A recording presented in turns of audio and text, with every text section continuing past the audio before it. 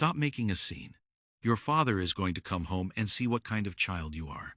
The shouts came from the second floor of the mansion. Tina paused at the back door, listening to a child crying desperately. Nobody can stand you anymore.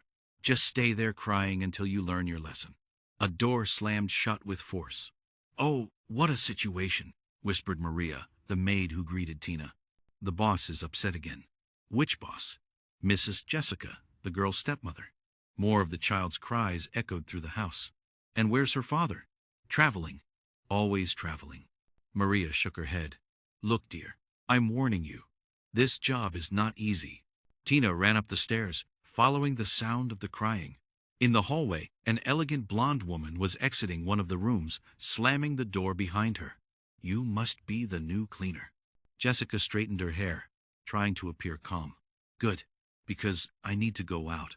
The girl is throwing a tantrum. When she stops, you can start your work. Is the girl okay? Yes, she's fine. Just making a scene, as always. Jessica quickly descended the stairs, grabbed her purse, and left. The crying continued to come from the room. Tina knocked on the door. Hi, little one. Can I come in? The crying subsided a little. I'm not going to scold you, I promise. She opened the door slowly. A little girl with brown hair was sitting on the floor, hugging her own legs, her face wet with tears, her little eyes swollen. Hi, sweetie. What's your name? The girl looked at her suspiciously. Emily. Emily. What a beautiful name. I'm Tina. Why were you crying? Emily pointed to her stomach. It hurts. Are you hungry? The girl nodded. When did you eat? I didn't eat. Tina looked at the clock. 1 p.m. You didn't have breakfast? Jessica forgot. Forgot? How does someone forget to feed a child? Come on, let's find something yummy for you. Emily hesitated but took Tina's hand. They went down to the kitchen together. How about a sandwich and some juice? I'd like that. While preparing the snack, Tina watched the girl. She dangled her little legs on the stool, paying close attention to everything. How many slices did I cut? Tina showed her the sandwich. 2. That's right. How high can you count? 1, 2, 3, 4, 5. Wow, you're so smart. Emily's face lit up. It was obvious she didn't receive compliments often. You can eat. Emily devoured the sandwich as if she were starving. Tina. Good. You're the good one, Emily. Very special. Jessica said I'm bad. Tina's heart ached. Jessica is wrong. You are a beautiful and intelligent girl. Emily stopped chewing and looked into Tina's eyes. Something passed between them in that moment. Trust. Tina, stay. I'll be working here every day. Well, after eating, Emily wanted to show her toys. The room was large, but messy. No one helped her organize it. She picked up some picture books and began to name the colors. Blue, red, yellow. Perfect. Do you know more colors? Pink, green, purple. It was impressive. The girl had much more potential than those around her realized. They were playing when they heard the front door. Jessica was back. Emily tensed up immediately as footsteps ascended the stairs. Jessica appeared at the door, saw Tina and Emily playing, and her expression changed. Emily, did you eat? The girl nodded, shrugging her shoulders. Who let you? Emily pointed to Tina, but said nothing. I saw she was hungry and made her a snack, Tina explained. Next time, ask first. Emily has set times for eating. If she eats between meals, she won't want dinner. Jessica approached her daughter with a forced smile. Isn't that right, sweetie? You know you have to wait for dinner. Emily looked at Tina, then at Jessica, confused. Now, be quiet while the lady works, okay? Emily nodded, but when Jessica left the room, she approached Tina and whispered, She hurts me. Tina felt a chill run down her spine, the way Emily spoke, the fear in her little eyes. How does she hurt you? But Emily had already heard Jessica returning and pretended to be playing. Jessica entered the room again. Emily, put these toys away. It's a mess. The girl began to put them away quickly, fearfully. Faster. Your father doesn't like messes. Emily stumbled, trying to put everything away in a hurry, and some blocks fell. Look at that. Clumsy. Sorry. It's no use. Jessica grabbed Emily's arm with more force than necessary, leaving the skin red. Stop being so slow. Emily began to cry softly. And stop crying too. Your father doesn't like a crybaby. Tina had to control herself not to intervene. If she did, she would be fired on the spot and Emily would be left alone with Jessica. There, now, go play by yourself while Tina works. Jessica left the room. Emily showed her arm to Tina.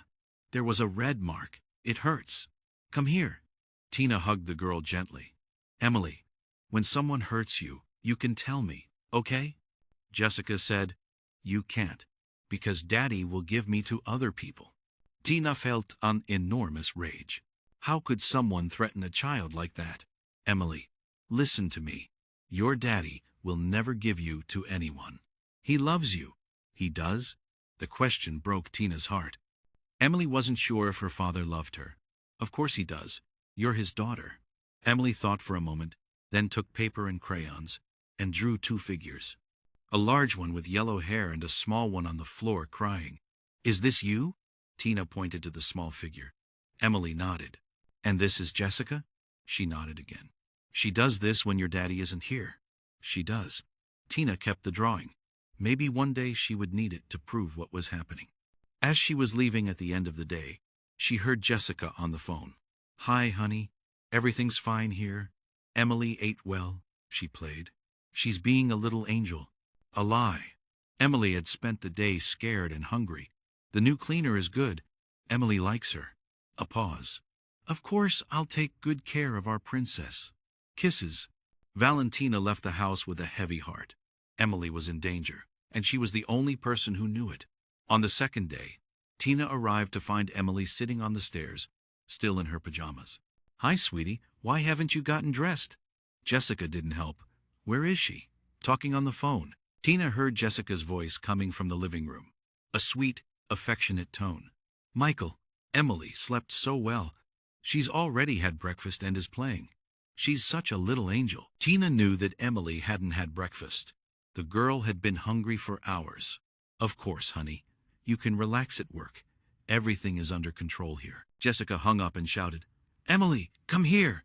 The girl ran down, tripping on her long pajamas. Why are you still in your pajamas? It's past time to get ready. You didn't wake me up. I'm not your nanny. You have to learn to do things by yourself. Emily lowered her head. Go get dressed. And quickly. The girl went up slowly. Tina followed her. Need help? I do. Tina helped Emily choose her clothes and get dressed. The girl was hungry, so they went down to the kitchen. How about some scrambled eggs? I'd like that. While cooking, Tina watched Jessica through the window.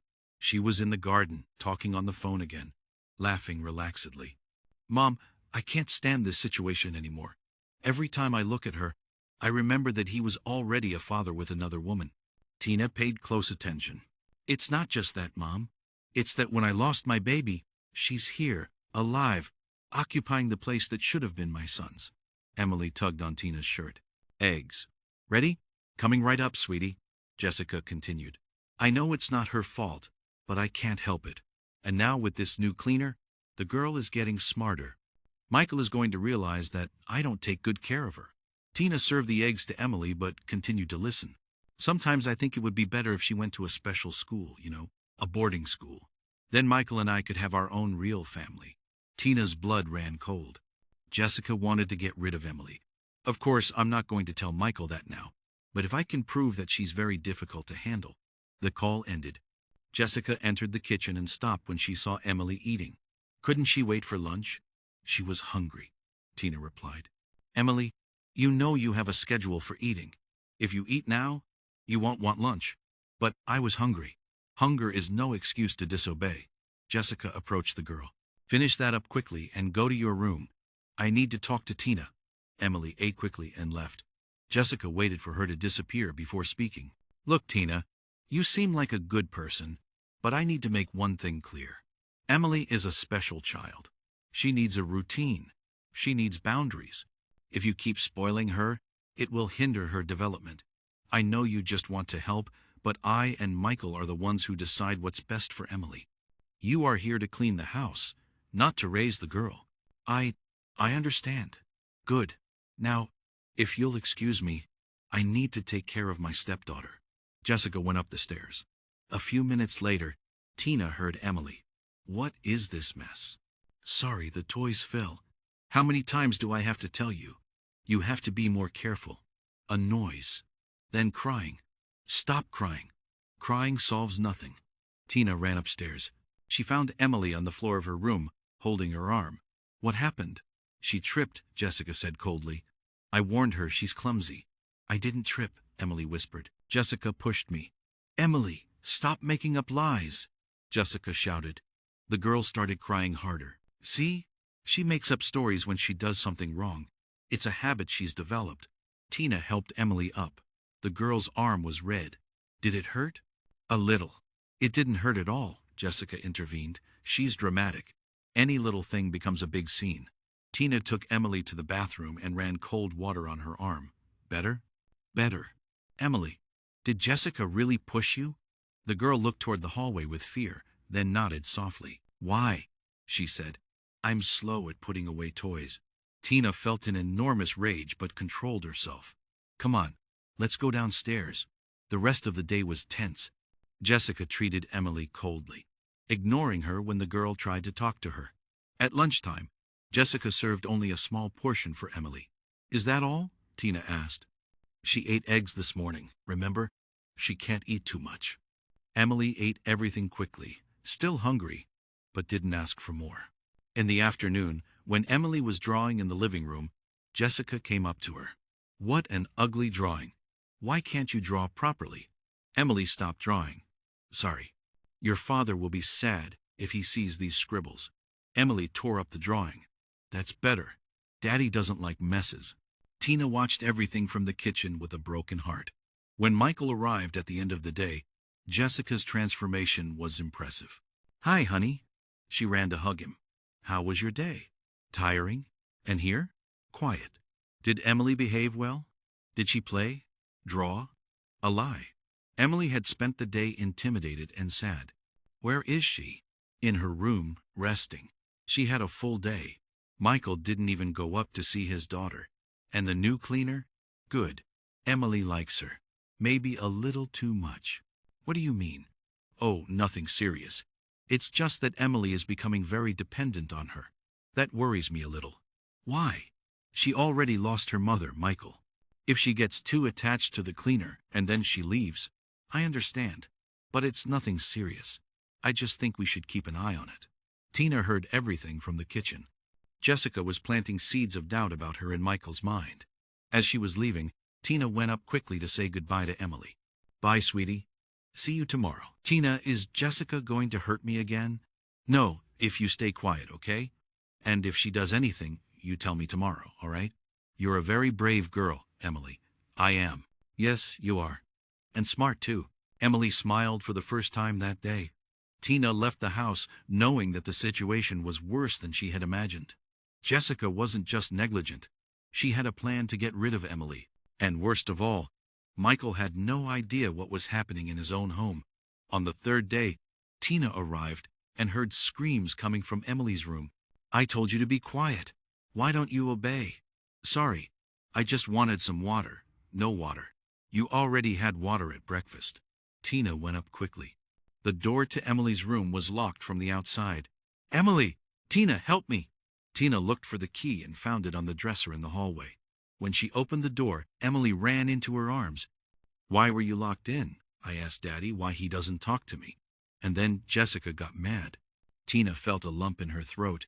The girl was punished for asking her own father a question. When did this happen? Breakfast.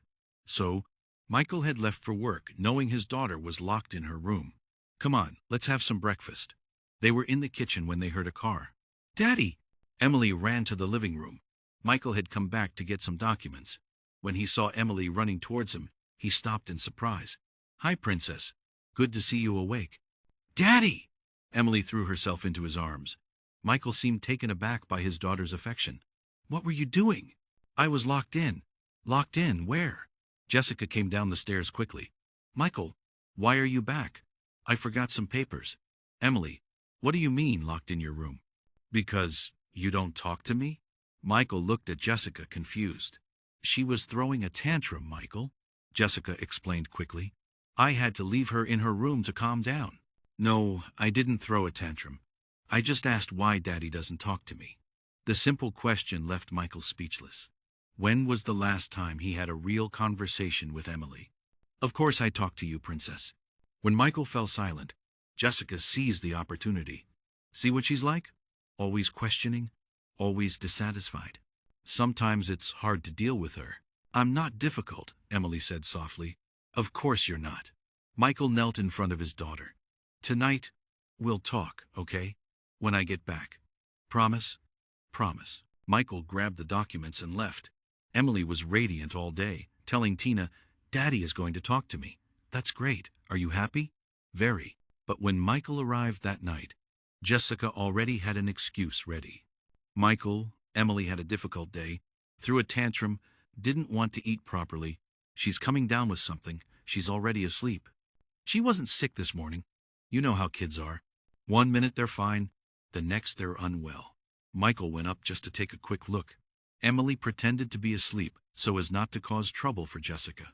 The next day, the little girl's face was sad. Daddy forgot.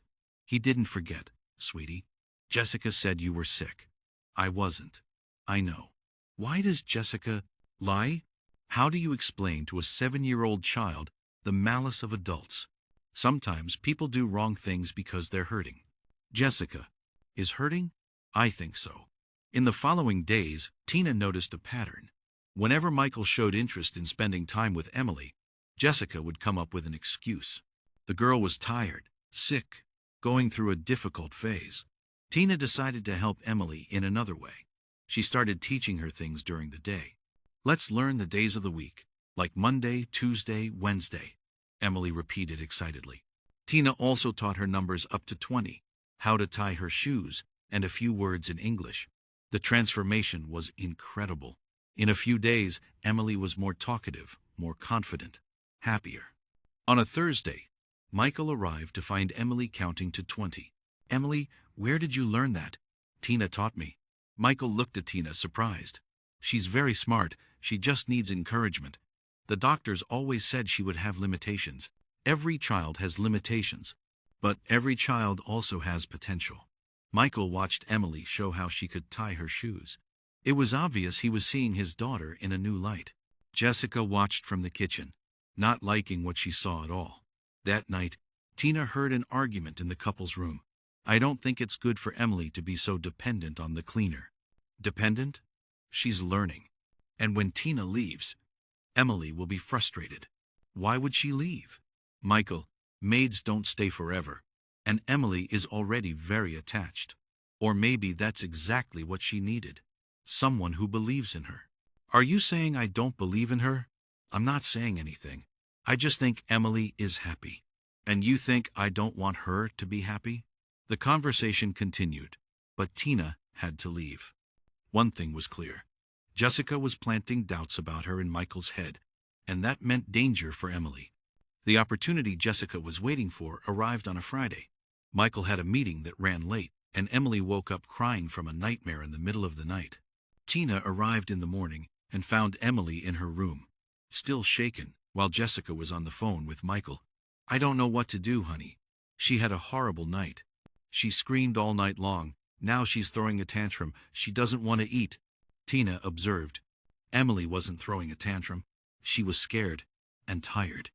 Maybe you should talk to her when you get here. Or maybe I should call the pediatrician. Sometimes special needs children need medication to control their behavior. Medication to control behavior? Emily was only 7 years old. Okay, honey. Kisses.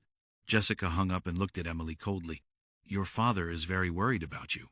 He said if you don't get better, you'll have to take medicine to calm down. Emily was terrified. I don't want medicine. Then stop making a scene. Tina couldn't take it anymore. Jessica, she's not making a scene. She had a nightmare. It's normal for a child to be shaken. Excuse me, but I and Michael are the ones who decide what's normal for Emily. You're just the cleaner. The sentence was like a slap in Tina's face. During the day, Tina tried to calm Emily, who was disturbed by the threat of medication. She managed to get her to eat a little and even smile while playing with Play-Doh. When Michael arrived in the late afternoon, he found Emily drawing in the living room. How is she? Better, Jessica replied. The cleaner managed to distract her. But I still think you should talk to her. Michael approached Emily. Princess, Jessica said you had a rough night. Emily looked at Jessica, then at her father. I had a nightmare. About what? A monster wanted to take me. Michael felt a tightness in his chest. No one is going to take you, Emily. You're my daughter. You'll always be with me. Always? Always. Emily threw herself into her father's arms. For a moment Tina thought everything could be resolved. But on Saturday, Michael decided to work from home. It was a rare chance to see how things really worked. Tina was cleaning the office when she heard Jessica calling Emily. Emily, put those toys away. Still playing. I said now. Just a little more? No, now. Jessica's voice became aggressive. Emily, scared, began to put the toys away, but she dropped some blocks. Careful, you're so clumsy. Sorry. Sorry is not enough. You always break everything. That wasn't true. Emily was even more careful than other children. While Emily was putting away the last toys, Jessica bumped into her. The girl lost her balance and fell, hurting her knee. See? So clumsy. Emily started to cry. Michael appeared at the door. What happened? Emily tripped while playing.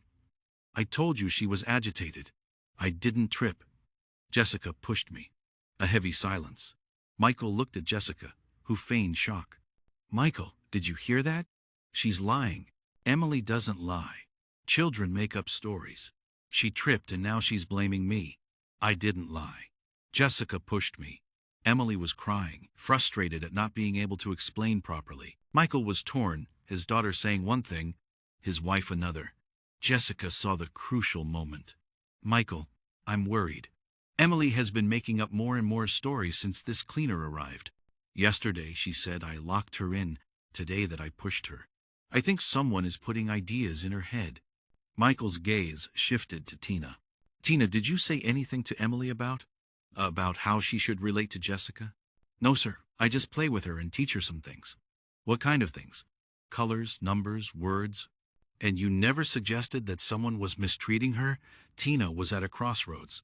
If she told the truth, she'd be fired. If she lied, she'd betray Emily. I just listen when she wants to talk. And has she said that someone mistreats her? Sometimes she's sad and doesn't know how to explain why. See? Jessica said triumphantly. She's confusing the girl's mind. Emily never had these problems before this woman arrived. Michael sighed. Tina, I think it's best if you just focus on cleaning, okay? Leave Emily's upbringing to us. Yes, sir. Tina returned to the office with a broken heart. She had just failed to protect Emily and knew things were going to get much worse from then on. After Michael's reprimand, Tina had to be more careful, but Emily found a way to communicate with her without words. When Jessica was approaching, the girl would run to Tina and touch her arm, tapping with her little finger. Smart girl, Tina would whisper. Emily would smile proudly. The girl began to use simple drawings to communicate. A house meant Jessica was angry. A heart meant Daddy was coming home. A sad face meant I'm scared. You are so smart, Emily. I'm much smarter than everyone thinks. During the week, Tina noticed that Emily understood facial expressions better than any adult. She knew when Jessica was lying just by looking at her. How do you know? Her eyes get small. And when your daddy is sad, he doesn't look at me. It was impressive how the girl read people's emotions. On Wednesday, Emily made a drawing that chilled Tina's blood. A figure with yellow hair talking on the phone, and next to it she wrote, Emily, go away. Where did you hear that? From Jessica. On the phone. What did she say? School far away. The girl had understood that Jessica wanted to send her to a boarding school. Are you scared? Emily nodded, tears in her eyes. I don't want to go. I don't want you to go either. That afternoon, Jessica came down and saw Tina giving Emily a cookie. How many times do I have to tell you? She has a schedule. It was just one cookie. One cookie turns into two. Two turn into. Where do the limits end? Jessica approached Emily. Go up to your room. But I'm still eating. Now. Emily stood up quickly, but the cookie fell on the floor. Look, you made a mess. Sorry. You are so clumsy. That's why people don't have patience with you. The cruel phrase made Emily bow her head. Go upstairs, and I don't want to hear a sound. Melissa ran upstairs. Tina approached Jessica. She's just a child, and I'm responsible for her. I don't need your opinion. You just nothing. You're here to clean, not to educate. Jessica went up after Emily. A few minutes later, Tina heard the bedroom door slam shut. When Michael arrived, Jessica already had her version ready. How was Emily's day? Good, she played, ate well. Where is she? Resting. She had a full day. Michael didn't question it. He went up quickly just to say good night, and found Emily pretending to sleep. Good night, princess. Good night, Daddy. Tomorrow we'll play, okay? Okay. But when Michael came down, Jessica commented, Michael, I've noticed that Emily is becoming very dependent on the cleaner. What do you mean? She only wants to play when Tina is around. When it's just the two of us, she's quiet, a bit rebellious. Rebellious? Oh, nothing serious, just a phase. But I think we should be mindful. Mindful of what?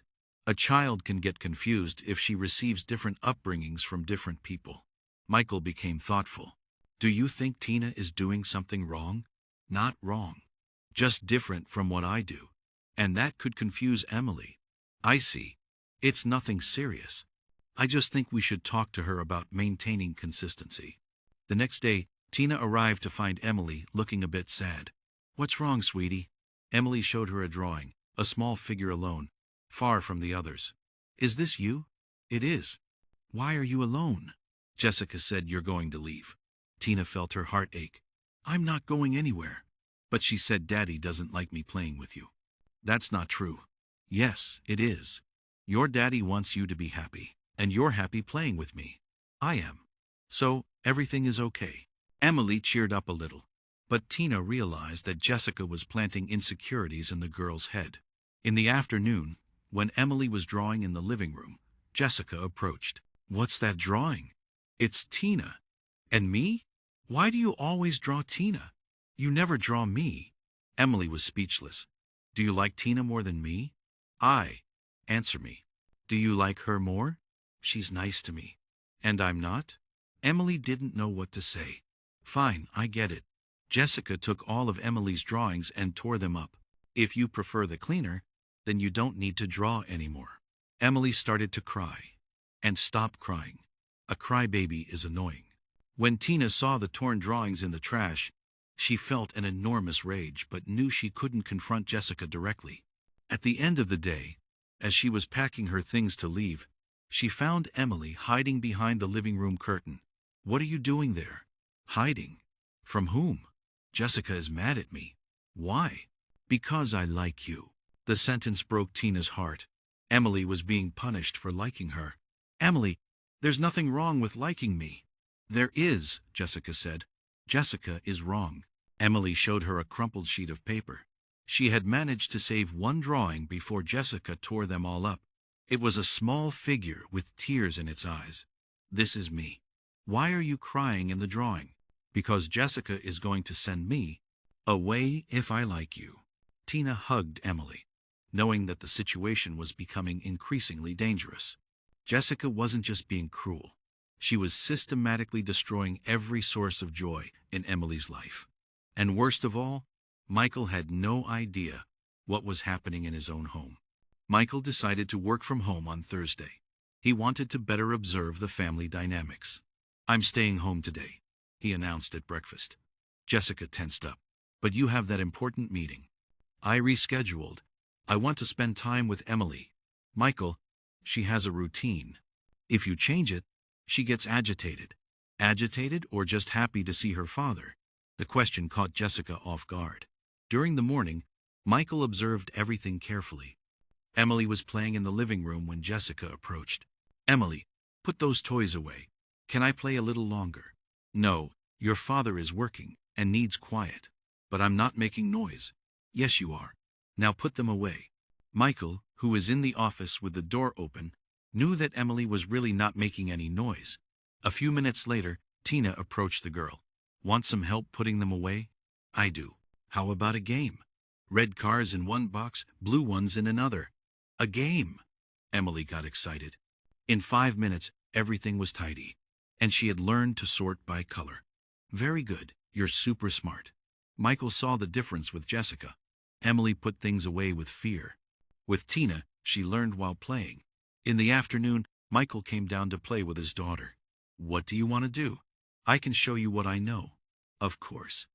Emily ran to get paper and crayons. I know how to write my name. She wrote Emily with shaky but legible letters. Wow, who taught you? Tina. Michael looked at Tina, surprised. She's very smart. She learns quickly. Emily, what else do you know? The girl showed him she could count to 20, say a few words in English, and tie her shoes. I'm doing well? Very well. I'm impressed.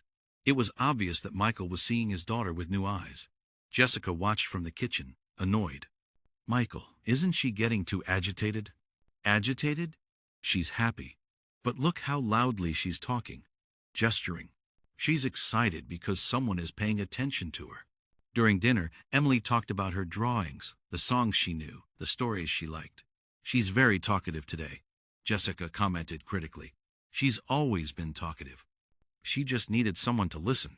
After dinner, Michael took Emily to her room. Did you like playing with me? I loved it, Princess. Can we do it again? Can we do it every day? Michael looked into his daughter's eyes. She was begging for attention. I'll try to do it more. Promise? Promise. When he came down, he found Jessica in the living room with a stern face. I need to talk to you. About what? About today. Did you see how different Emily was? Different how? More agitated, noisy. That's not normal. Jessica, for the first time in a long time, I saw my daughter happy. But a special needs child needs calm, a routine. She needs love and attention. And you think I don't give her that? Michael hesitated. You do, but maybe not in the way she needs. What do you mean? Today I saw an intelligent, curious girl, different from the limited child you always describe. She had a good day, but the limitations still exist. Or maybe she has more potential than we're realizing. Michael, you work outside the home. I'm with her every day. That's exactly why I want to observe more. Are you doubting my care? I'm not doubting. I just want to understand better. Understand what? Why Emily seems like a different child when you're not around. Jessica was speechless. Tomorrow I want to spend time with her again. Michael, it's not a request. It's a decision. That night, Michael thought about everything he had seen. Emily was more capable than he had imagined. And Tina had achieved in weeks what neither he nor Jessica had in years. For the first time, he began to question if Jessica really wanted what was best for Emily, or if she just wanted what was easiest for herself. The next day, Jessica woke up determined to regain control. Michael had left for work after saying, I want Emily to have a good day. But Jessica had other plans. Emily, come here. The girl came down, excited because her father had promised to play with her again in the afternoon. I need to talk to you about yesterday. Emily sat on the edge of the sofa. You made your father worried. How? You were too agitated, too loud. But he said he liked it. He said that so he wouldn't hurt your feelings, but later he told me you need to learn to control yourself. Emily was confused. She was sure her father had been happy. Daddy likes calm, polite children, not children who are always shouting, making a scene. I didn't shout. Yes, you did. And if you keep it up, he won't want to play with you anymore. No. Nobody likes a misbehaved child. Emily began to doubt herself. If you want him to keep loving you, you have to be quiet, without talking much, without making noise. But he asked me to tell him things. He was just being polite, but he actually got tired. Tears appeared in Emily's eyes. Don't cry. Crying is ugly. Daddy hates a crybaby. Emily swallowed her tears, confused and hurt. Now go to your room and remember, if you want him to like you, stay quiet. Emily went up slowly, destroyed by Jessica's lies. When Tina arrived, the house was strangely silent. Where's Emily? In her room, resting. Is she okay? She is, just learning to behave better. Can I see her? No. She needs discipline. Tina spent the morning worried. She didn't hear any sound from Emily's room. At lunchtime, Jessica called the girl. You can come down. Emily came down with red eyes, but not crying. Hi, sweetie, Tina whispered. Emily looked at her but didn't respond. Emily, Tina spoke to you. Hi, the girl replied listlessly. During lunch, Emily ate in silence without looking up. See how well behaved she is? Jessica commented. Much better than yesterday. But Tina knew that wasn't good behavior. It was sadness. In the afternoon, Michael arrived, excited. Where's my princess? In her room. But, Michael, she's a bit strange today. Strange how? Very quiet, a bit sad. I think she's embarrassed about yesterday. Embarrassed? Why? Sometimes children realize when they've behaved inappropriately. Michael went upstairs, confused. He found Emily sitting on the bed, looking out the window. Hi, Princess. Hi, sir. Sir? Why don't you call me Daddy? Jessica said it's more polite. Emily, I'm your father, call me Daddy. Okay. What do you want to do today? Whatever you want. I want to know what you want. Emily fell silent. Yesterday you were so excited. What happened? I was misbehaved. Who said that? Jessica. Michael felt uneasy. Emily, I loved playing with you yesterday. But Jessica said you got tired. Jessica was wrong. She was? She was. And I want to play again. A small smile appeared on Emily's face. Can I show you my new drawing? Of course. But when Michael saw the drawings, he was shocked. They were sad figures, people crying. Why are your drawings so sad? I don't know. Are you sad? Emily looked toward the hallway with fear. Sometimes. Why? I can't say. You can tell me anything. Jessica said, I can't tell secrets. Michael felt something was wrong. What kind of secrets?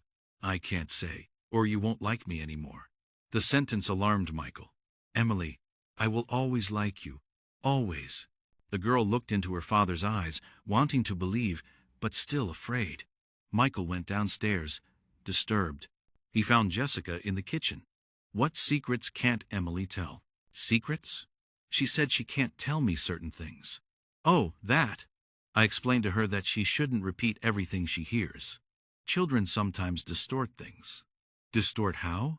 Michael, she has Down syndrome. Sometimes she misunderstands things and then recounts them in a confusing way. But she seemed afraid to tell me something. Afraid of disappointing you. I teach her that she should think before she speaks. The explanation made sense, but Michael had a nagging feeling. Something wasn't adding up, and he was going to find out what. Michael spent the weekend observing. He began to notice small things he had never noticed before. On Saturday morning during breakfast, Emily spilled a little milk on the table. Careful, Emily, Jessica said with irritation. Sorry. Emily shrugged as if expecting a bigger scolding. No problem, Princess, it happens, Michael said, wiping it with a napkin.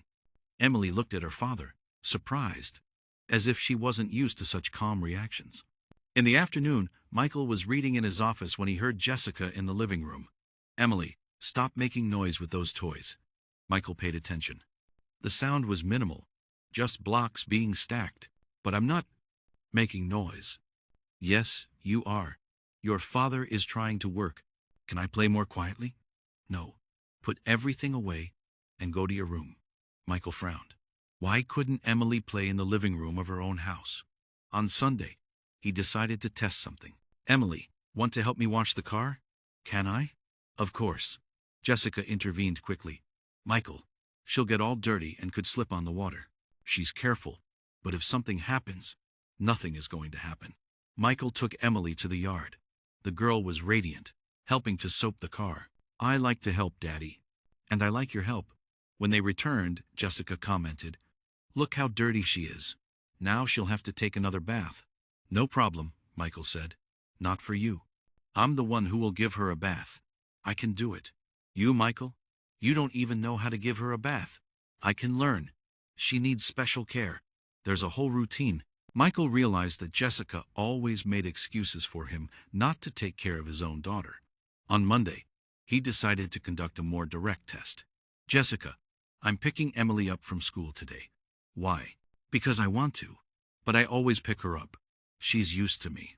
She can get used to me too. Michael, a change in routine makes her nervous. How do you know? Have we ever tried? We don't need to try. A special needs child functions better with a fixed routine. Or maybe she just needs more flexibility. Jessica was annoyed by Michael's insistence. That afternoon, when he picked Emily up, Michael spoke with the teacher. How is Emily developing? Very well. She's one of the most dedicated students. Dedicated? Yes. She does all the activities, interacts well with other children. She's very affectionate. And her behavior? Exemplary. We've never had any problems with her. Michael was confused. The teacher's description didn't match the difficult child Jessica always described. Does she talk about home? Sometimes she talks a lot about Tina. I think that's her nanny? The cleaner. Ah, yes, she adores this Tina. She always draws the two of you playing. And about her stepmother? The teacher hesitated. Well, she doesn't talk much about that. She doesn't say anything. She once drew a female figure she called Stepmother. But in the drawing, the figure was far away from the other people. Far away. Separated. As if she wasn't part of the family. Michael drove back home. Thoughtful. At school, Emily was described as affectionate and well-behaved. At home, according to Jessica, she was difficult and problematic. What was the truth? When they got home, Jessica asked, "How did it go?" Well, the teacher said Emily is one of the best students. Of course, she behaves at school. The problem is at home. Why would it be different? Because at home she feels more comfortable throwing a tantrum. Or maybe at home she feels unaccepted. The phrase slipped out without Michael realizing it. Jessica was offended. Are you implying that I don't accept her? I'm not implying anything. Yes, you are. You think I treat her badly, Jessica? I just think maybe we could be more positive with her. Positive how? Praising more, criticizing less. Michael, too much praise spoils a child. She needs limits. Of course she does, but she also needs affection. And you think I don't give her affection? Michael looked at his wife. When was the last time he saw Jessica spontaneously hug Emily or praise something she did? I think we can all do better. But inside, Michael was starting to seriously question whether Jessica really loved Emily or just tolerated her presence. On Tuesday, Jessica woke up knowing she had to act. Michael was asking too many questions, observing too much. Tina, I need to talk to you. Yes, ma'am. I've noticed you're getting very involved with Emily. What do you mean? Teaching her things, playing with her. That's not part of your job. She likes to learn. But Michael and I are the ones who decide what she should learn, not you. Tina remained silent. Besides, Emily is becoming too dependent on you. That's not healthy. She just nothing. You're confusing a child who already has limitations. Mrs. Jessica, I just want to help. The best way to help is to do your job. Clean the house. That's it. And if Emily wants to talk to you, you listen politely, but don't fill her head with ideas. What kind of ideas? That she's smarter than she really is. That she can do things she can't. Tina felt angry but controlled herself. I understand. Good, because if I notice you continuing to interfere in her upbringing, I'll have to let you go. The threat was clear. Tina nodded and went back to work. Later, Emily approached her in the kitchen. Tina, why are you sad? I'm not sad, sweetie. You are. Your eyes are different. Emily's perception was impressive. It's just that sometimes adults get worried about work things. Was Jessica mean to you? Tina hesitated. How to answer without lying, but without complicating things. Jessica just wants me to do my job right. You do it right. Thank you, sweetie. Emily became thoughtful. Tina, are you going to leave? Why do you ask that? Jessica said you might leave. Tina felt her heart ache. Jessica was using the threat to scare Emily too.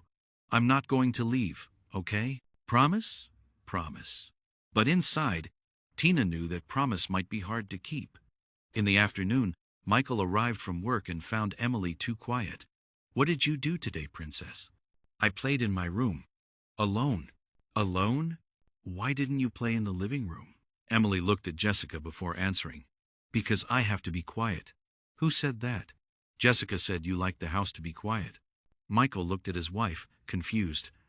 I never said I wanted a quiet house. You didn't say it directly, Jessica explained. But you always complain when you come home tired and there's noise. What noise? Emily playing? Sometimes she gets agitated. Jessica, she's 7 years old. A 7-year-old child makes noise. But a special needs child needs more discipline. Discipline is not total silence. Michael knelt in front of Emily. Princess, you can play in the living room. You can make kid noise. Okay? But Jessica said. Forget what Jessica said. Daddy is saying you can. Emily looked uncertainly between her father and stepmother. Michael, don't you think this will confuse her? Jessica intervened. What will confuse her is receiving contradictory orders. They're not contradictory, they're complementary. What do you mean? I handle the daily discipline. You can be more flexible on the weekends. Why only on weekends? Because during the week, she needs a strict routine. Michael was getting irritated with so many rules. Emily, from now on, you can play wherever you want in the house, okay? Okay, Daddy. Jessica was visibly displeased. That night, after Emily was asleep, the argument exploded. Michael, you're undermining my authority. Authority or excessive control? Necessary control. You're not with her every day. And whose fault is that? You always come up with an excuse for me not to spend time with her. Because you don't understand her needs. Or because you don't want me to understand. Jessica was speechless for a moment. Michael, I'm trying to protect you. Protect me from what? From disappointment. Emily has real limitations. If you create too many expectations, the only limitations I see are the ones you place on her. The phrase came out harsher than Michael intended, but it was what he felt. I don't place limitations. I recognize reality. What reality? Her teacher says she's one of the best students. School is different. Why would it be different? Jessica didn't have a convincing answer. Michael, you've been changing so much since this cleaner arrived. Changing? How? Questioning everything I do. Doubting my care for Emily. Maybe because I'm seeing Emily through different eyes. What eyes? The eyes of a father who realized he was neglecting his own daughter. Michael went up to the bedroom, leaving Jessica alone in the living room. She knew she was losing control of the situation. Michael was waking up. Emily was becoming more confident, and it was all because of Tina. It was time to get rid of her once and for all. The next day, Jessica called a friend. Hi, Patricia. Do you know a reliable maid agency? Why? Problems with the current one? Many problems. I need to replace her urgently. What did she do? She's meddling where she shouldn't. Influencing Emily in an inappropriate way. Wow, what kind of influence? Filling her head with wrong ideas, making her question my authority. And does Michael know? Michael is being manipulated too. This woman is dangerous. Then fire her. It's not that simple. Michael likes her work. I need a solid justification. What kind of justification? Something that proves she's not trustworthy. Jessica hung up with a plan forming in her mind. If she couldn't fire Tina for obvious reasons, she would create reasons Michael couldn't ignore. And the first step would be to turn Emily against Tina. After all, if the child herself rejected the cleaner, Michael would have no choice but to fire her. Jessica smiled coldly. It would be easier than she imagined. Emily was just a child with Down syndrome. How could she resist the manipulation of a determined adult? But Jessica underestimated two things: Emily's emotional intelligence and the strength of the bond the girl had developed with Tina. The war was just beginning, and Emily, unknowingly, would become the centerpiece of a battle for her own happiness. On Wednesday, Jessica woke up determined. Michael was asking too many questions. It was time to get rid of Tina for good. She waited for Michael to leave and called Emily. I need your help today. With what? We're going to find out if Tina is honest. Jessica took a gold bracelet from her own wrist. I'm going to leave this in a special place. If she takes it, we'll know she steals. She doesn't steal. We'll see. You can't tell anyone, okay? Why? Because it's our secret. If you tell, Tina will run away before we can prove she's bad. Emily was confused but nodded. Jessica hid the bracelet inside the dish towel that Tina always used for cleaning. Now you're going to be quiet and watch. When Tina arrived, she began cleaning as usual. Jessica watched her from a distance, waiting. Tina, can you clean the kitchen today? It needs a good scrubbing. Of course, ma'am. Tina went to get the cloths. When she picked up the dish towel, the bracelet fell to the floor with a clatter. That's strange, Tina murmured, bending down to pick it up. It was exactly what Jessica wanted. Emily, come here now. The girl ran to the kitchen, scared. Look, I caught Tina stealing. Emily saw Tina holding the bracelet, confused. Tina, what are you doing with my bracelet? It fell from the cloth. I don't know how. It fell from the cloth. How did my bracelet end up in the cloth? I don't know, ma'am. I just picked up the cloth and it fell out. Emily, did you see Tina with my bracelet? Emily looked between the two, not understanding. I saw her with the bracelet. So she stole it. No, I didn't steal anything, Tina protested. Of course you did. It was hidden in the cloth for you to take later. That's not true. Emily saw you with the bracelet, didn't she? The girl nodded, but she was clearly confused. Get your things and get out of my house. Ma'am, please, let me explain. There's nothing to explain. A thief does not stay in my house. I never stole anything. The bracelet was in the cloth. How convenient, isn't it? Tina looked at Emily, desperate. Emily, you know I would never steal. You know me. Emily looked into Tina's eyes and saw genuine desperation, but she remembered that Jessica had said it was a secret. I don't know. Get your things now. Tina grabbed her bag with tears in her eyes. Emily, I'm going to miss you so much. The girl started to cry as Tina left.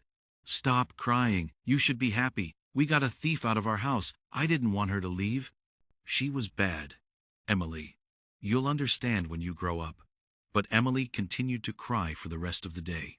When Michael arrived that night, Jessica told him her version. I fired Tina today. Why? I caught her stealing my gold bracelet. What do you mean stealing? Emily saw her with the bracelet in her hand. Michael looked at his daughter. Emily, what did you see? I saw Tina with the bracelet. Where? In the kitchen. And did you see her take the bracelet from somewhere? Emily hesitated. She remembered Jessica saying it was a secret. I don't know. What do you mean you don't know? The bracelet fell. Fell from where? From the cloth. Michael frowned. Jessica, the bracelet was in the cleaning cloth? It was. She hid it there. Did you see her hide it? I didn't need to see. The evidence was there. What evidence? If she hid it in the cloth, why would she let it fall in front of you? Because she was caught off guard. Michael wasn't convinced. Emily, did Tina look like she was stealing? No, she looked scared. Scared? Like she didn't understand? The innocent observation made Michael think. Where is Tina now? I don't know. I don't care. I'm going to find her. For what? To hear her side of the story. Michael, you don't believe me? I want to be sure before I accuse someone of theft. Jessica got nervous. If you bring that thief back, I'm leaving this house. Jessica, it's not a threat. It's a decision. Michael looked at his wife, noticing for the first time the ultimatum in her tone. Why are you so afraid of me talking to her? I'm not afraid. I just don't accept a thief in my house. If she really stole, it's no problem for me to talk to her. The problem is you doubting my word. I'm not doubting. I just want to understand better. Jessica realized she was being too defensive. Fine. Do what you want.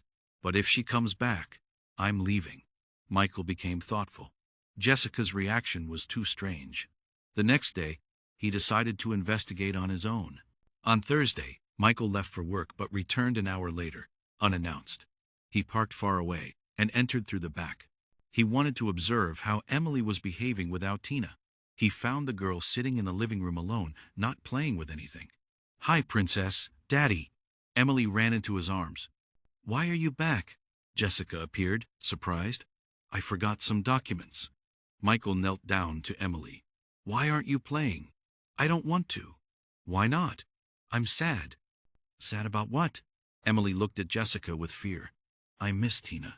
Emily, we already talked about this. Jessica intervened. Tina was bad. She wasn't bad. Yes, she was. She stole from us. She didn't steal. Michael paid attention to the girl's conviction. Emily, how do you know she didn't steal? The girl looked at Jessica, torn. Because the bracelet wasn't hers. Exactly. That's why she stole it. No. Emily became agitated. Jessica put the bracelet in the cloth. Complete silence in the room. What did you say? Michael asked. Jessica, put it there. Emily, stop making up stories, Jessica shouted. I'm not making them up. I saw you put it there. Michael looked at his wife. Jessica, did you put the bracelet in the cloth? Of course not. She's confusing things. I'm not confused. You said it was a secret. Emily has Down syndrome, Michael. She makes up stories. I don't make them up. Emily started to cry. Michael picked his daughter up.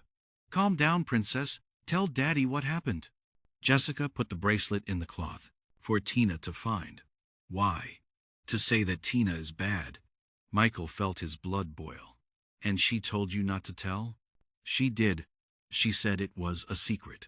Michael looked at Jessica with an expression she had never seen before. Is this true, Michael? Are you going to believe a child with a mental problem? She doesn't have a mental problem. Yes, she does. And she's making it up to defend the cleaner. Why would she make up something so specific? Because she misses Tina and wants her back. Michael put Emily on the sofa. Princess, go to your room for a minute. Daddy needs to talk to Jessica. Emily ran off. Jessica, tell me the truth. I already told you. The real truth. Michael, did you set Tina up or not? Jessica realized there was no way out. I suspected she was stealing. Suspected how?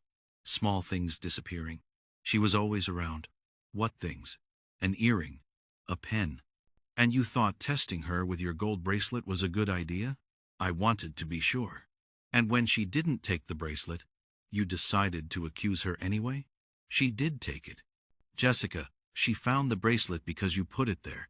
But her intention could have been to steal. Her intention? You're accusing someone based on intention? Michael was shouting. You destroyed an innocent person's reputation. Michael, she was disrupting our family. How? By making Emily rebellious? By making you question my care? Maybe because your care deserves to be questioned. I take very good care of Emily. Is taking good care of her using her to lie about an innocent person? Jessica was speechless. I'm going to find Tina to apologize, and then I'm going to ask her to come back. Michael, if you do that, I'm leaving this house. Then leave. Jessica was shocked. What do you mean, leave? If you can't live with someone who makes my daughter happy, that's your problem. You're choosing a cleaner over your wife. I'm choosing to do what's right. Michael grabbed his keys. Where are you going to find Tina? And if she doesn't want to come back, I'll understand. After what you did, she has every right. Michael, if you walk out that door, what? What are you going to do? Jessica realized she had lost all influence over her husband. Nothing. I'm just going to reflect on our marriage. Good idea. Michael left, leaving Jessica alone with her exposed lies. She went up to Emily's room. You pest. You told everything. You said not to tell lies. I said not to tell the secret, but Daddy asked. And you couldn't have lied? I don't like to lie. Jessica looked at the girl with hatred. Because of you, I'm going to lose my husband. Sorry. Sorry is not enough. You ruined everything. Emily started to cry. Stop crying. It solves nothing. Jessica stormed out of the room, slamming the door. She knew that when Michael returned with Tina, her position in the house would become untenable. It was time to leave, but not without delivering one last blow. If she couldn't have Michael, she would make sure no one else could either. Michael drove through the city, looking for Tina. He remembered she had mentioned living in a neighborhood near downtown. After driving around for an hour, he stopped at a gas station to ask if anyone knew a woman named Tina who worked as a cleaner. Tina Costa? Asked the attendant. Yes, I know her. She's over on the corner selling hot meals from a food cart. Michael found Tina at a simple cart, serving meals to workers. Tina? She looked up, surprised. Mr. Michael, can I talk to you? Of course. They stepped away from the cart. I came to apologize. Apologize? Emily told me the truth about the bracelet. Tina remained silent. Jessica set it all up. She put the bracelet in the cloth to frame you. I knew something was wrong. But who would believe me? You're right. And I'm sorry for not investigating sooner. Thank you for believing me now. Tina, I want to offer you your job back. She hesitated. I don't know if that's a good idea. Why? Mrs. Jessica will still be there, and she clearly hates me. Actually, I think Jessica's going to leave the house. What do you mean? We fought. She said if I brought you back she would leave. And you chose to bring me back? I chose to do what's right for Emily. Tina looked at her food cart, then back at Michael. How is Emily? Devastated, crying. She doesn't want to play. She asks for you all the time. Poor thing. She was the one who told me the truth. Even though she was scared, she defended you. She's a special girl. She is. And she needs you. Tina thought for a few seconds. Okay, I'll come back. Really? But if Mrs. Jessica mistreats me again, I'm leaving and not coming back. That won't happen, I guarantee it. They returned home together. When they entered, the house was strangely silent. Emily! Michael called. Daddy! The voice came from her room. Come down here. There's a surprise. Emily came down slowly and saw Tina. Tina! She ran and threw herself into Tina's arms. Hi, sweetie. I missed you so much. You came back forever? I came back. Promise? Promise. Where's Jessica? Michael asked. In her room, packing. Packing? She said she's leaving. Michael went up to talk to Jessica. He found her packing her things. So, you've really decided to leave? I have no choice. You have one. You made it clear you prefer them to me. I prefer truth to lies. Michael, I made a mistake. A mistake? Jessica? You destroyed an innocent person's reputation. I was trying to protect our family. Protect it from what? From someone who makes Emily happy? From someone who was taking her away from me. Emily was never yours. You never tried to win her love. I did try, by lying to her, using her in your schemes. Jessica stopped packing. Michael, give me a chance. I can change. I can learn to deal with Emily better. Jessica, you used my daughter to frame an innocent person. How can I trust you after that? Because I love you. Love doesn't do what you did. Michael, please. Jessica, it's better if you just go. We need time to think. Time for what? To decide if we still have a future together, and if I don't leave, then it will be very uncomfortable for everyone. Jessica realized she had no more bargaining power. Fine, but this isn't over, Michael. Oh? What do you mean? Emily is a special child. She needs care that a cleaner can't provide. What kind of care? A mother's care. And if I can't be her mother, maybe it's better for her to go to a family that can take proper care of her. What are you talking about? I'm talking about specialized families for children like Emily. Jessica, are you suggesting I abandon my daughter? I'm suggesting you think about her well-being. Her well-being is to be with a father who loves her. And with a cleaner as a mother figure? Better with a cleaner who loves her than with a stepmother who mistreats her. Jessica finished packing in silence. Michael, you're going to regret this decision. Why? Because raising a special needs child alone is not easy. And no woman will want to marry a man with a problematic daughter. Emily is not problematic. Not to you, but to society. To hell with society. Jessica came down with her suitcases. In the living room, she found Emily playing with Tina. Emily, come say goodbye. The girl looked at her without moving. You don't want to? Why not? Because you're mean. I'm not mean, I just tried to educate you.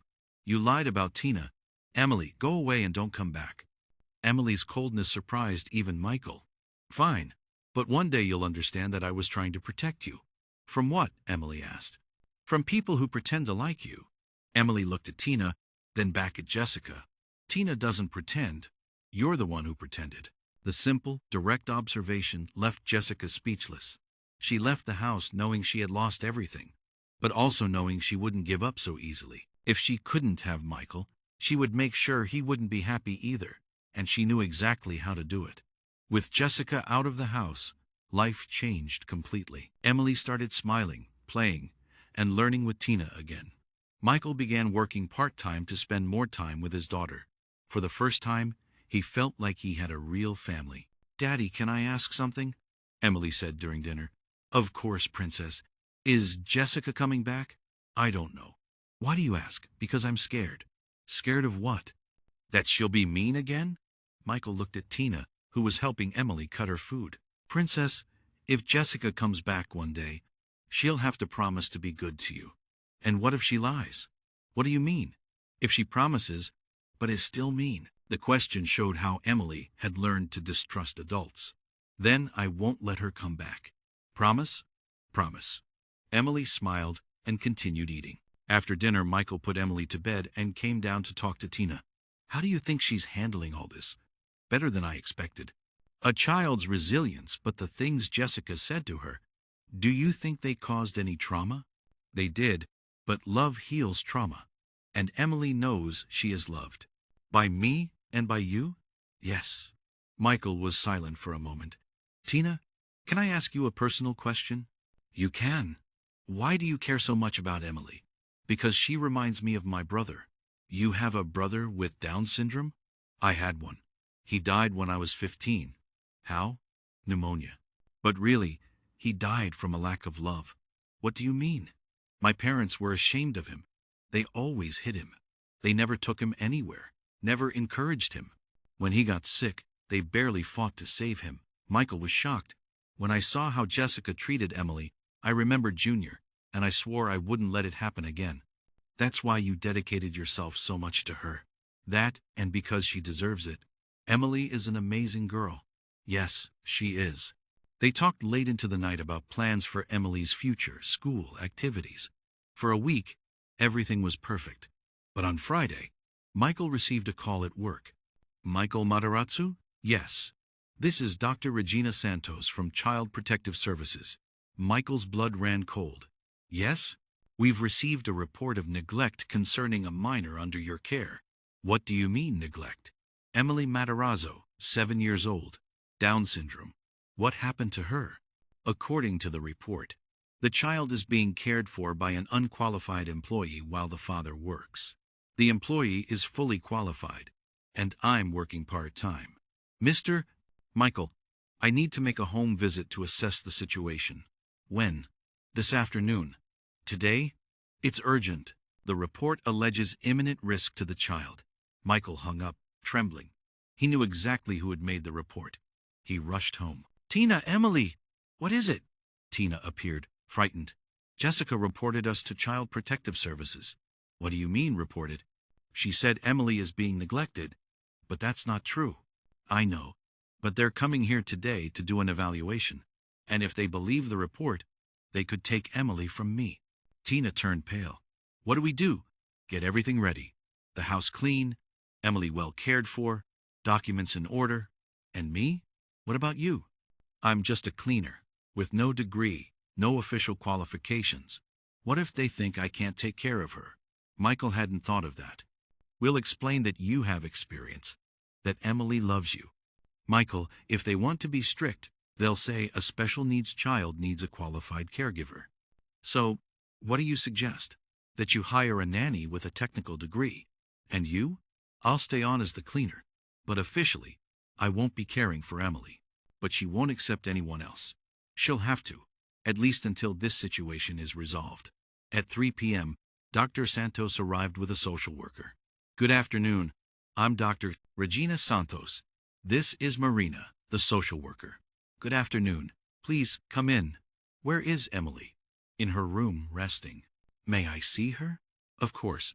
They went upstairs. Emily was playing with building blocks. Hi, Emily. I'm Regina. Hi. How are you? Fine. Who takes care of you when your daddy works? Emily looked at Michael, unsure. Aunt Marina. Michael lied, pointing to the social worker, who understood the cue. And, where is Aunt Marina? Right here. The social worker played along. Hi, Emily. How was your day? Good. The questions continued for half an hour. Emily answered everything correctly, but Michael noticed she was confused by the situation. Then they spoke with Michael alone. The report alleges that an unqualified cleaner is responsible for the child. As you can see, that's not true. Marina has a degree in education. May I see her diploma? Michael was in a tight spot. It's in her car. She can get it. She can. The social worker left to get the non-existent diploma. Mr. Michael, the person who made the report claims to have detailed information about neglect. What kind of information? That the child is left alone with the maid, that she doesn't receive adequate stimulation, that her development is being harmed. That's a lie. Can I speak with the person who made the report? Who is it? Jessica Matarazzo claims to be the child's stepmother, ex-stepmother. We're separated. That's why she reported you? Probably. Dr. Santos noted everything down. I'll write a report based on what I've seen today. The child appears to be well cared for. She is very well cared for. But I'll need to monitor the situation for a few weeks, no problem. After they left, Michael sat on the sofa, exhausted. And now? Tina asked. Now we hope Jessica doesn't have any more cards up her sleeve. But Michael knew Jessica wouldn't give up. The war had just begun. And this time, it wasn't just Emily's happiness at stake, but her very custody. On Monday, Michael hired Mr. Charles Miller, a lawyer specializing in family law. The report is serious, he explained. Jessica alleges child abandonment and neglect, but Emily is well cared for. Legally, the problem is Tina not having official qualifications to care for a special needs child. And what does that mean? They could determine that Emily needs a qualified caregiver, or even transfer custody. To whom? To whomever the judge deems most suitable, including Jessica. Michael felt the ground give way beneath him.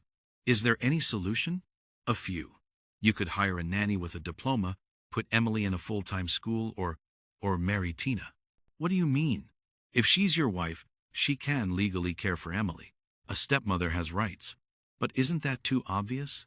It is, but if you genuinely love each other, it could work. Michael returned home, thoughtful. He found Tina helping Emily with her homework.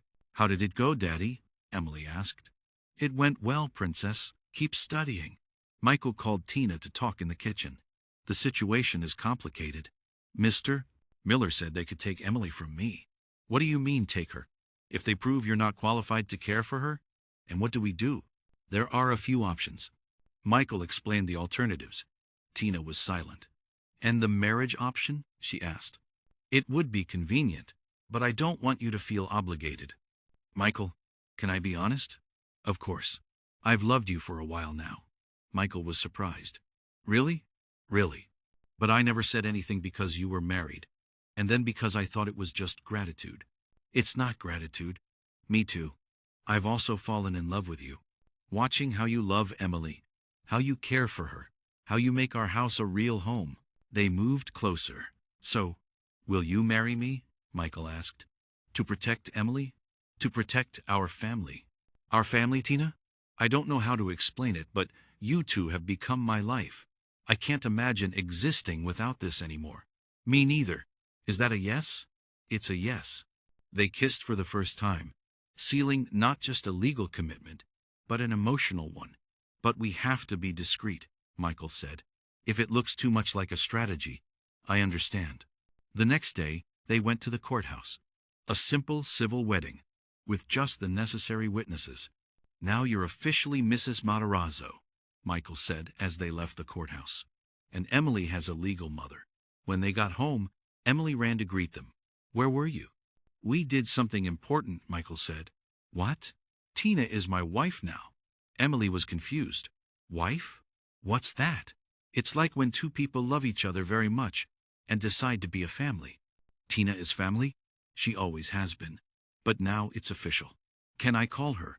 Whatever you want. Emily looked at Tina. Can I call you Mommy? Tina was moved. If you want to, I want to. Then you can, Mommy. It was the first time Emily had said that word since her biological mother's death. In the afternoon, Dr. Santos arrived for the fourth visit. Good afternoon. I heard there have been changes in the family situation. That's right. I married Tina. When? This morning. Very convenient, don't you think? Dr. Santos, may I be frank? You may. Yes, it was convenient, but it was also what I've wanted to do for a long time. What do you mean? I fell in love with Tina, seeing how she cares for Emily.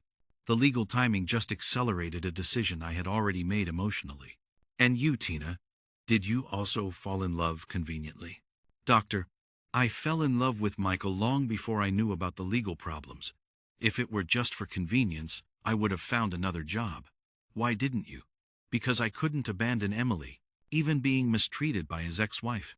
Especially because of that, Emily needed someone who believed in her.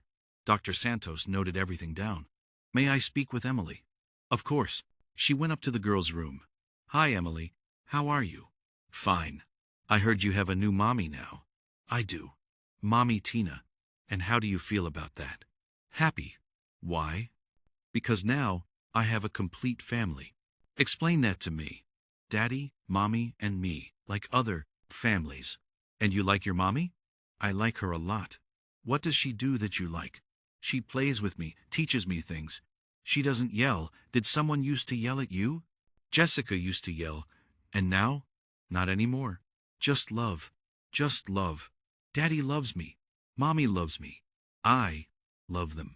Dr. Santos came down. Emotional. Emily seems genuinely happy. She is, Michael confirmed. I'll write the final report. Based on everything I've observed, I see no reason for intervention. Really? The child is well cared for, happy and developing. The marriage may have been strategic, but the outcome is positive for her. And the investigation? I'll recommend closing the case. After Dr. Santos left, the family celebrated. Is it over? Emily asked. It's over, Princess. Jessica can't take me? She can't. Good. That night, Michael and Tina talked after putting Emily to bed. Do you have any regrets? He asked. About marrying me? About taking on a complicated family? Michael, this family isn't complicated. It's special. What do you mean? Emily taught me that love has no limitations, that happiness is in the simple things, that family is who you love, not who shares your blood. And I learned that being a father isn't just about providing food and shelter. It's about giving attention, affection, presence. Now we're three people who truly love each other. Three people who will face everything together. But Michael knew that Jessica wouldn't accept defeat easily. The war wasn't over yet. The first few weeks of marriage were a period of adjustment. It took Emily a few days to get used to calling Tina Mommy. But once she did, she couldn't stop. Mommy, look, she would say with every small achievement. Mommy, come see. When she wanted to show something. Mommy, I'll stay with you. When she was scared. Michael watched their interactions with growing emotion. For the first time since Catherine's death, he felt that Emily had a real mother figure. Michael, can I ask you something? Tina said one night. Of course. Do you feel like you're betraying Catherine's memory? The question caught him off guard. Sometimes, yes, but not in the way you might think. What do you mean? I feel guilty for taking so long to give Emily what she needed. What was that? A mother who truly loved her. Catherine loved her. She did. But Catherine died when Emily was a baby. She grew up without a mother figure, and with Jessica. Jessica pretended, and I was too blind to see it. Michael, you did the best you could. Did I?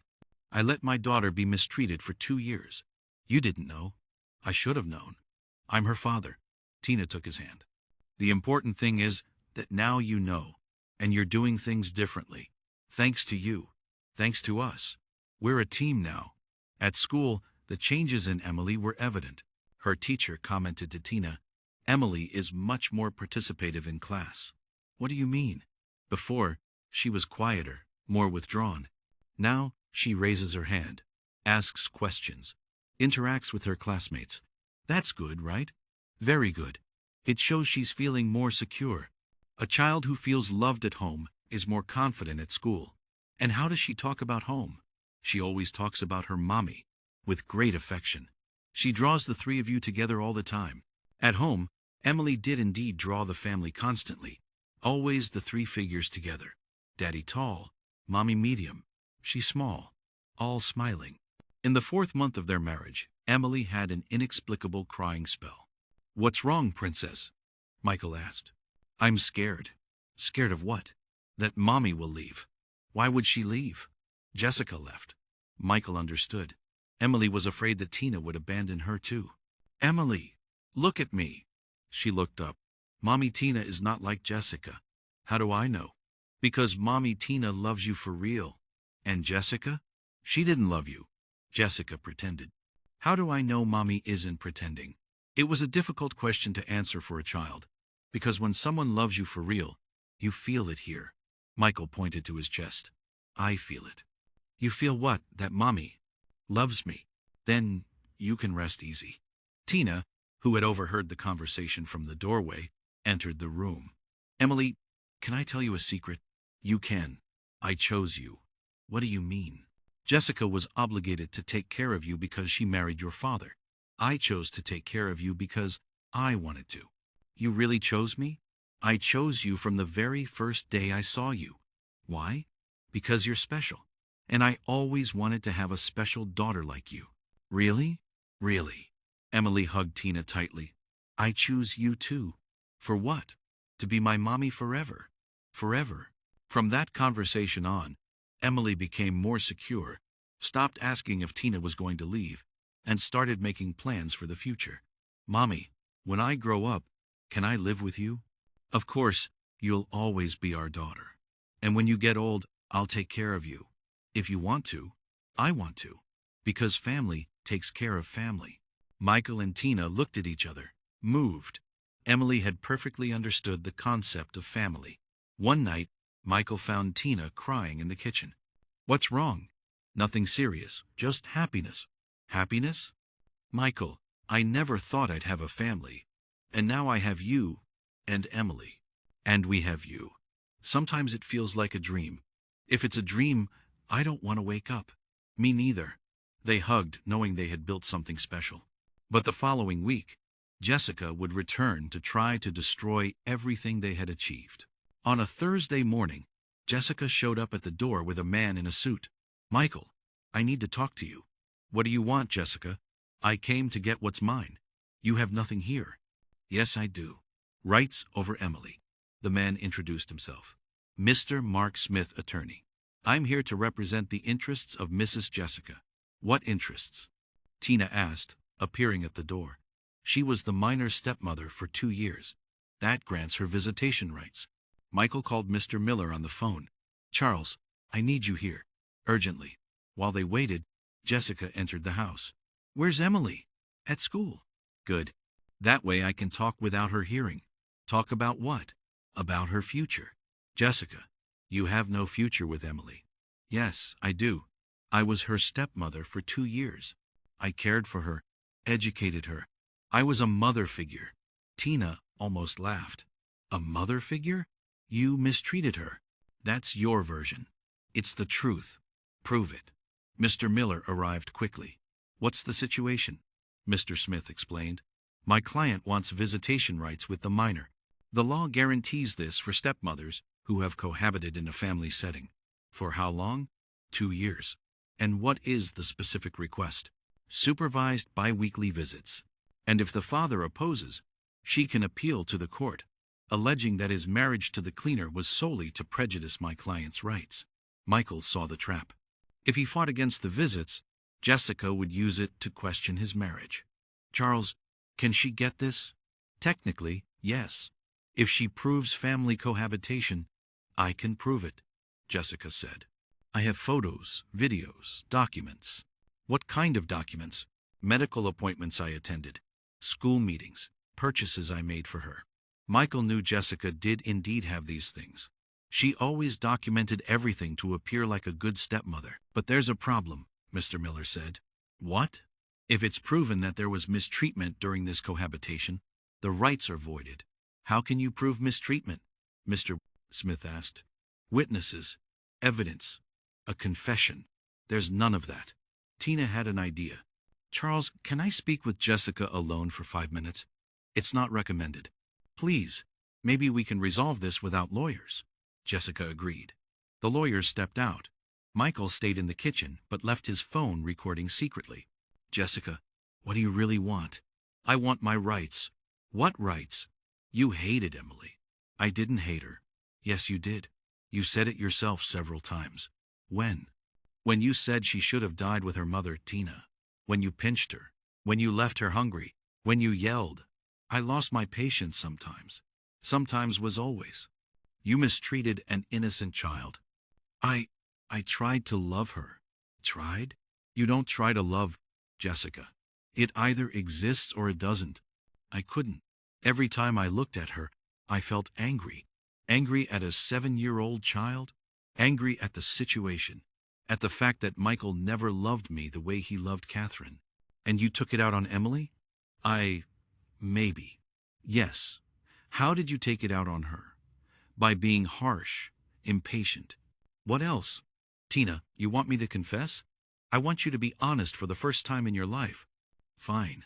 I hated having to pretend I liked that girl. I hated having to take care of her. And how did you show that hatred? By being cruel. By saying she was a burden, that because of her, Michael would never love me completely. You said that to Emily? I did, and more. I said she ruined my chance to be a mother. Michael, in the kitchen, recorded everything. The lawyers returned.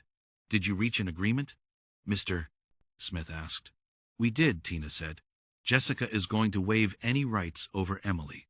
What do you mean, waive? Michael appeared with the phone. Because she confessed that she hated and mistreated Emily. It's all recorded. Mr. Smith looked at Jessica, shocked. Is this true? Jessica realized she had fallen into a trap. It was a private conversation. That can be used as evidence, Mr. Miller confirmed. Jessica, Michael said, you have two choices. Waive your rights to Emily, or I use this recording against you.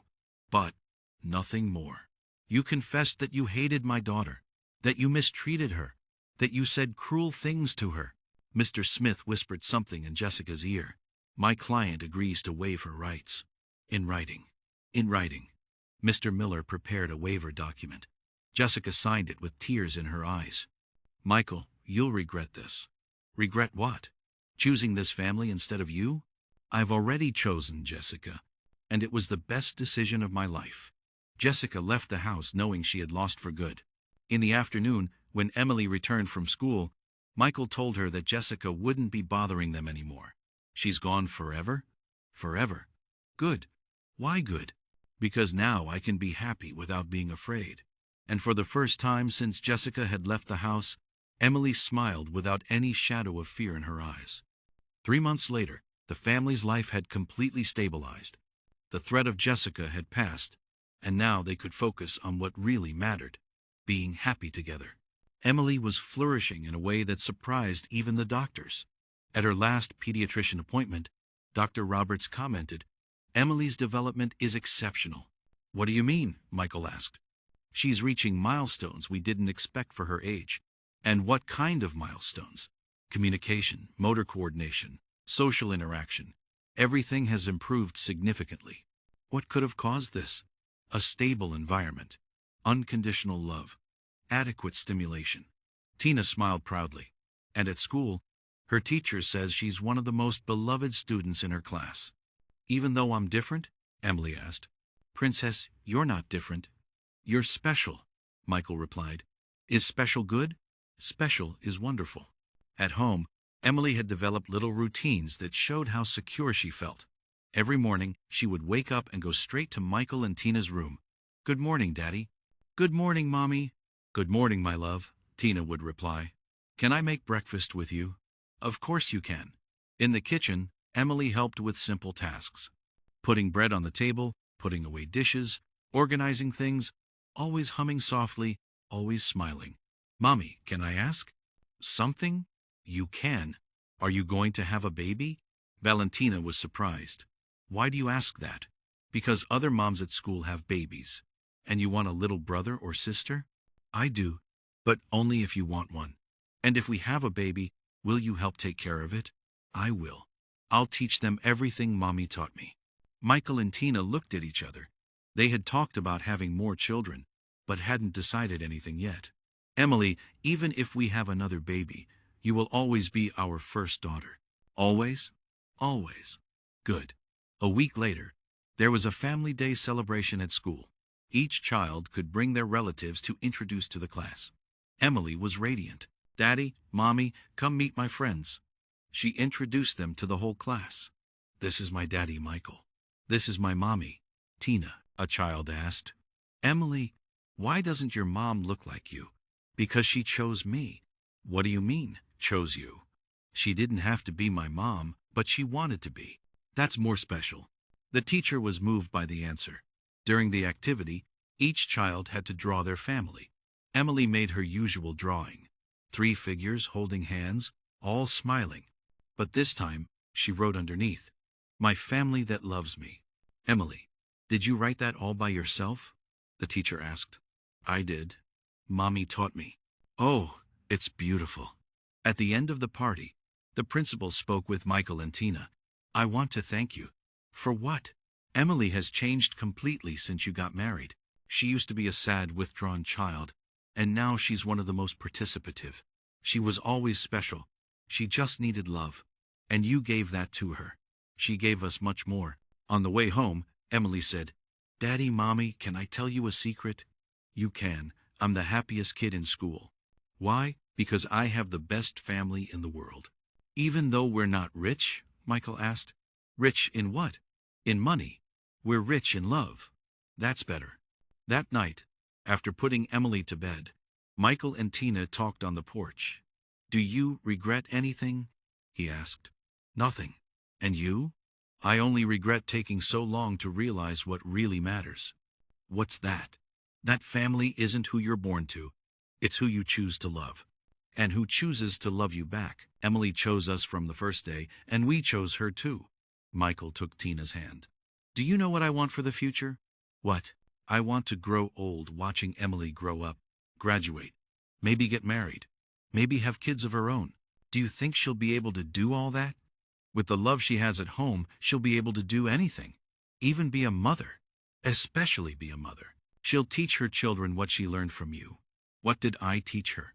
"That love has no limits, that everyone deserves to be loved, that family is about choices, not about blood." Tina was moved. "Michael, thank you for letting me be a part of this. Thank you for completing our family." They kissed under the stars, knowing they had won the most important battle of their lives. Inside the house, Emily slept peacefully, dreaming of her perfect family, a father who loved her, a mother who chose her, and a home where she could be exactly who she was. On her nightstand was the drawing she had made at school. 3 figures, holding hands, smiling, with the phrase, "My family that loves me," written neatly. It was proof that true love always wins, and that the best families are those built with choices from the heart, not with obligations of blood. Did you like this story? Do you think Jessica got what she deserved? Do you think it took Michael too long to see the truth? Tell me in the comments. Until the next story.